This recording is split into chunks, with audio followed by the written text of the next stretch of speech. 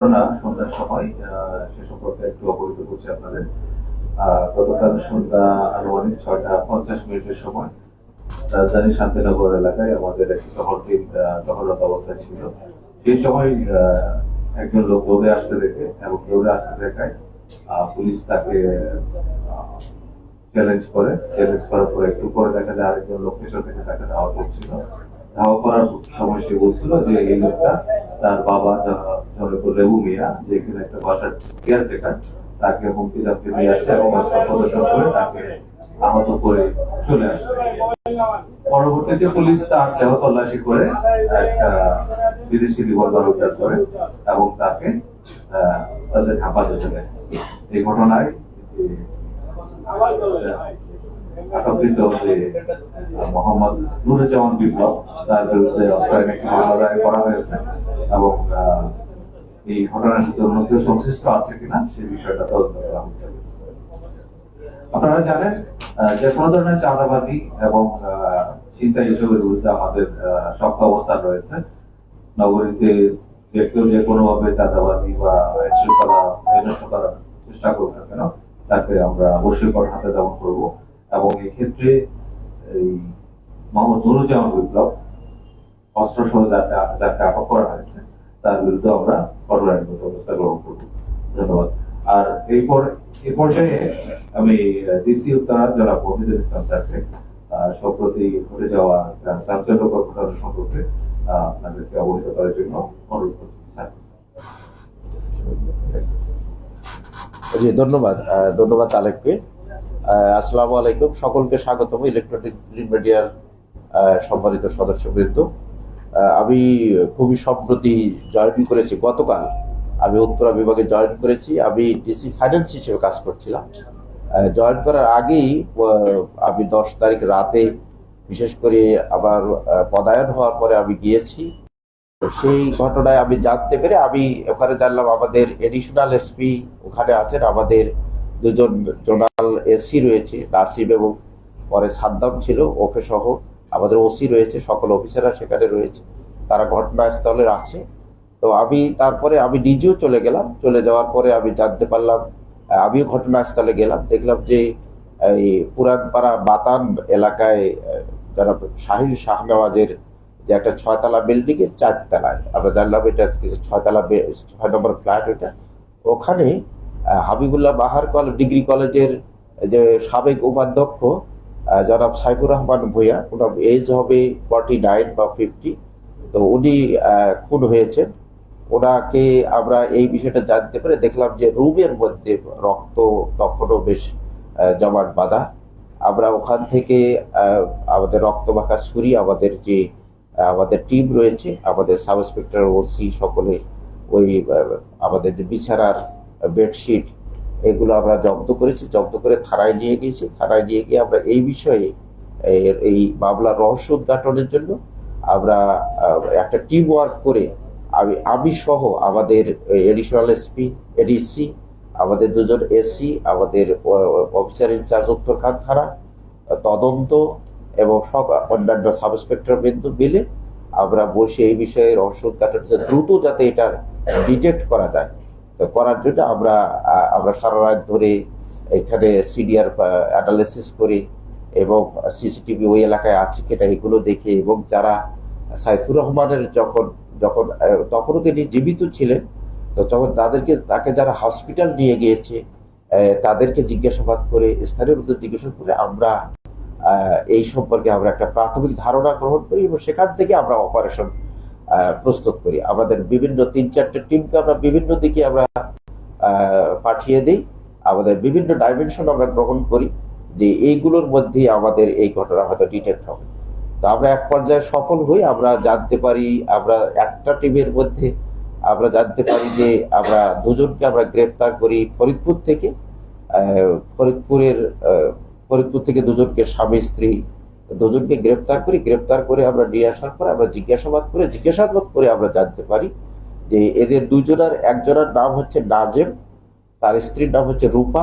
নাজেম তো তারা 6-7 মাস আগে মোবাইলের এই ফেসবুকের যুগে এই কমিউনিকেশনের মাধ্যমে তাদের সম্পর্ক হয় এবং তারা বিবাহ বন্ধনে আবদ্ধ হয়।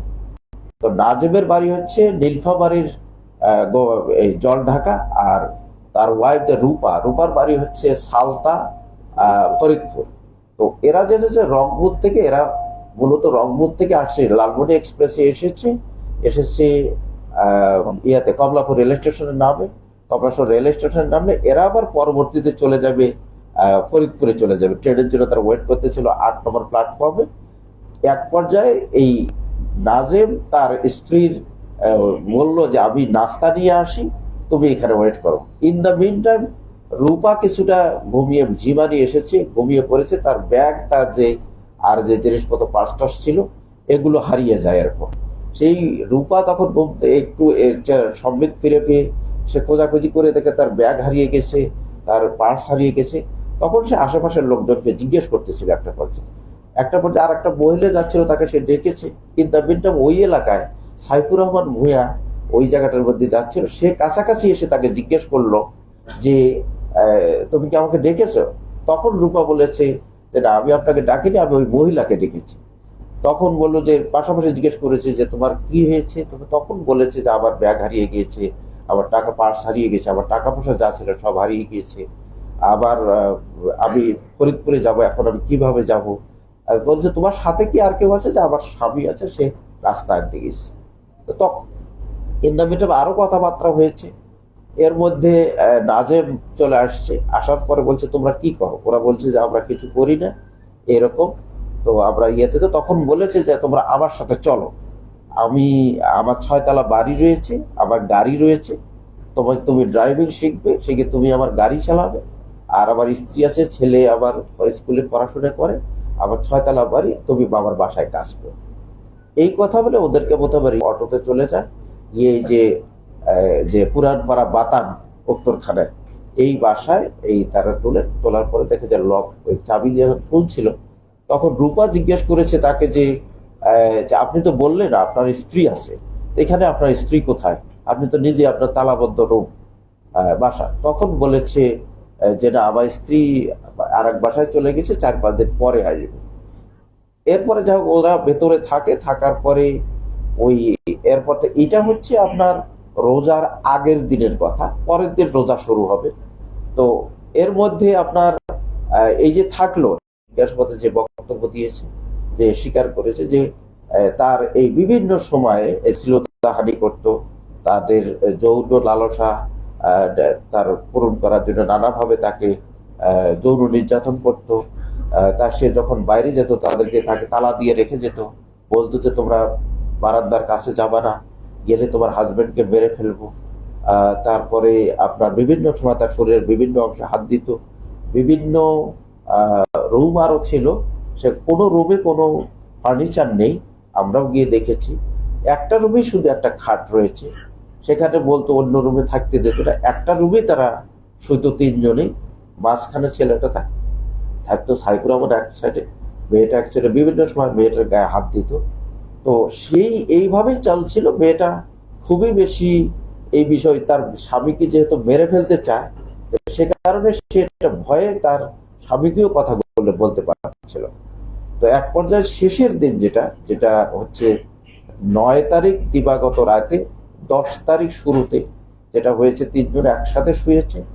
এক পর্যায়ে মেয়েটা গায়ে এসে হাত দিচ্ছিল, ছেলেটা হাত পরে, তারপরে কিছুক্ষণ পরে ছেলেটা যখন ঘুমিয়ে গিয়েছে, রূপার হাজবেন্ড নাজেম, তখন সে উপর দিকে উঠে গিয়ে তাকে করার জন্য, হয়তো রেপ করার জন্য তাকে শরীরে উঠেছে। এক পর্যায়ে এই ধস্তাধস্তির পর্যায়ে এই নাজেম ঘুম থেকে উঠে যায়।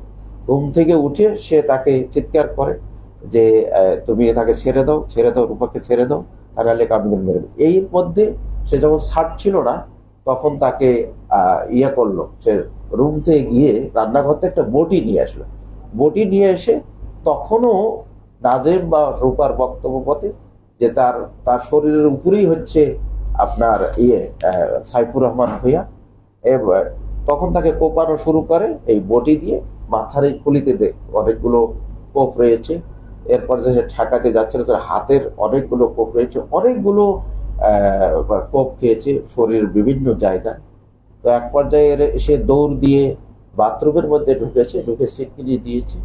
দেওয়ার পরে এরা বাথরুমের বাহির থেকেও সিটকিনি দিয়ে রুমের তালা দিয়ে ওর একটা মোবাইল ছিল, একটা পার্স ছিল, আর ওই চাবির একটা গোছা ছিল, প্রায় 10-12টা চাবি বা 7-8টা চাবি হবে, গোছা নিয়ে এরা চলে যায়। তো তারপরে এই সাইফুর রহমান ভুঁইয়া কোনোভাবে ভেঙে টেঙে প্লাস্টিকের দরজা যেহেতু বাথরুমে বের হয়ে ব্যালকনিটা বারান্দা, ছোট বারান্দা দেখেছে, চিৎকার করলে তখন স্থানীয় লোকজন এসে তাকে দ্রুত হাসপাতালে নিয়ে যায়। হাসপাতালে প্রথমে বাংলাদেশ মেডিকেলে নিয়ে যায়, তারা সেখানে নেয়নি। ইয়াতে রেডিকেল হসপিটালে নিয়ে যায়, সেখানেও তারা নেয়নি। তারপরে লেক ভিউ হসপিটালে, যেখানে তারা চিকিৎসা কিছুটা শুরু করে, আধা ঘন্টা পরে তারা জানিয়ে দেয় যে না, সে ডিক্লাইন করেছে, মারা গেছে। তো আমরা এই ঘটনা আমরা আমাদের যে টিম, আমি সহ আমাদের টোটাল টিম অক্লান্ত পরিশ্রম করেছে ওই দিন রাতে। বিশেষ করে আমাদের এডিসি, 2জন এসি, আমার সাথে এক এসি আছে, ও অনেক পরিশ্রম করেছে, টেকনোলজিক্যাল কাজগুলো করেছে। আমাদের ওসি তদন্ত, আমাদের সাব ইন্সপেক্টররা, অন্যান্য সদস্যবৃন্দ, আমরা খুবই ডেডিকেটেডলি কাজটা করেছি। কারণ দ্রুততম সময়ের মধ্যে এটা যদি আমরা রহস্য উন্মোচন না করতে পারি, তাহলে হয়তো দেরি হয়ে গেলে হয়তো আমাদের কাজটা কঠিন হবে। তা আমরা সফল হয়েছি। আমরা 2জন আসামিকেই আমরা বিজ্ঞ আদালতে প্রেরণ করেছি। তারা সিআরপিসি 164 ধারায় জবানবন্দি দেবে, স্বীকারোক্তি প্রদান করবে আশা করছি। আমরা বিজ্ঞ আদালতে প্রদান করছি। আমরা মনে করছি যে এটি একটি অত্যন্ত প্রায় 12 ঘন্টারও কম সময়ের মধ্যে এরকম একটি ক্লুলেস হত্যা মামলা রহস্য উন্মোচন করেছে। এটা আমাদের একটি অত্যন্ত একটি বড় সফলতা বলে আমি মনে করছি, এবং আমি আমার টিমকে অভিনন্দন জানাচ্ছি। এই ক্ষেত্রে আমাদেরকে সার্বক্ষণিক সহযোগিতা, আমাদেরকে দিক নির্দেশনা প্রদান করেছেন। আমরা টাইম টু টাইম আমাদের মাননীয় পুলিশ কমিশনার স্যারকে জানিয়েছি, আমাদের ক্রাইম বিভাগের দায়িত্বে নিয়োজিত আমাদের additional commissioner sir, crime and of sir আমাদের নির্দেশনা দিয়েছেন, JC crime, joint commissioner crime আমাদেরকে টাইম টু টাইম আমাদের গাইডলাইন দিয়েছে। আমরা সেই ধারায় কাজ করে সফল হয়েছি। ধন্যবাদ আপনাদের। আমরা যেটা জেনেছি যে শিক্ষকের পরিবার শান্তিনগরে থাকে, আর দূরে থাকার উত্তর, এটা রহস্য। কারণ দ্বিতীয় প্রশ্ন আরেকটা আছে, সেটা হলো যে ঘটনাটা আপনার বর্ণনা আছে, সাইফুর রহমান ভূঁইয়া, তিনি তার স্ত্রী, তার বাসা হচ্ছে আমাদের শান্তিবাগে, আমাদের রাজারবাগ পুলিশ লাইন্সের 3 নম্বর গেটের অপোজিটে।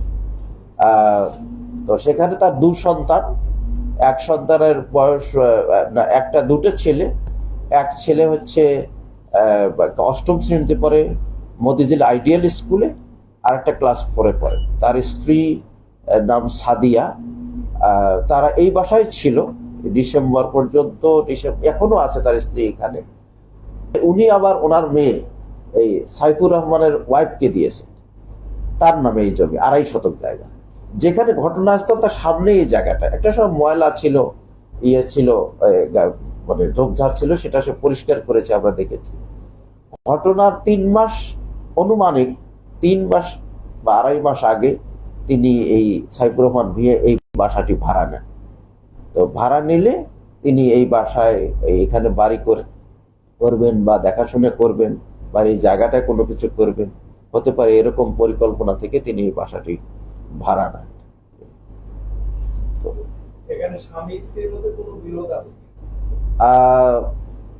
থাকতে পারে। আমরা ওইদিকে আমরা যেটা ওনার স্ত্রীকেও আমরা জিজ্ঞাসাবাদ করেছি। আমরা এই ঘটনায় অন্য, ওই যে বলেছি প্রথম দিকে আমরা প্রাথমিক তথ্য কালেক্ট করে আমরা বিভিন্ন দিকে তদন্তকার নিয়ে যে আমরা কোন দিক থেকে সফল হবে আমরা জানতাম না। তো আমরা তখন জিজ্ঞাসাবাদ করেছি, সেই ধরনের আমরা কোনো তথ্য বা কোনো আমাদের ইনফরমেশন আমরা পাই। কোনটা বললেন? যেটা বলেছেন যেটা এটা হত্যা মামলা না, ডেফিনেটলি এটা একটা হত্যা মামলা। যিনি দেখেছেন যে আপনি এই অস্ত্রে তাকে হত্যা করেছেন, এটা হয়তো আদালতে যখন এই মামলা যাবে, যখন এই মামলা ট্রায়ালে যাবে, ট্রায়াল হবে, তখন হয়তো বক্তব্য যখন দেখা ডিফেন্স পক্ষের লয়ার যখন বক্তব্য দেবেন তখন কোর্ট কোনো কিছু যদি প্রিজিউম করে কনসিডারেশনে নেয় সেটি, বাট এটা ডেফিনেটলি হিয়ার এই পর্যায়ে আমাদের কাছে এটা একটা হত্যা মামলা এবং হত্যা মামলা হিসেবেই মামলা রুজু হয়েছে। আমাদের উত্তরখান থানার মামলা নম্বর হচ্ছে 12 আর 302-34 ধারায় আমাদের মামলাটা হয়েছে। 11 তারিখে আমাদের যে আমাদের কাছে যেটু স্বীকারোক্তি দিয়েছে, তার বিভিন্ন সময় শরীরের বিভিন্ন স্পর্শকাতর জায়গায় হাত দিয়েছে। তাকে যখন বাইরে যেত সে দুজনকে তালা দিয়ে যেত, বা তার ছেলেটাকে যখন ছেলেটার সামনে মেয়েটি বলেছে যে ছেলেটি আমার হাজবেন্ডের সামনেই সে বিভিন্ন সময় শরীরে হাত দিত, আমার জড়ায় ধরতো, এই কথাগুলো আমাদেরকে বলেছে।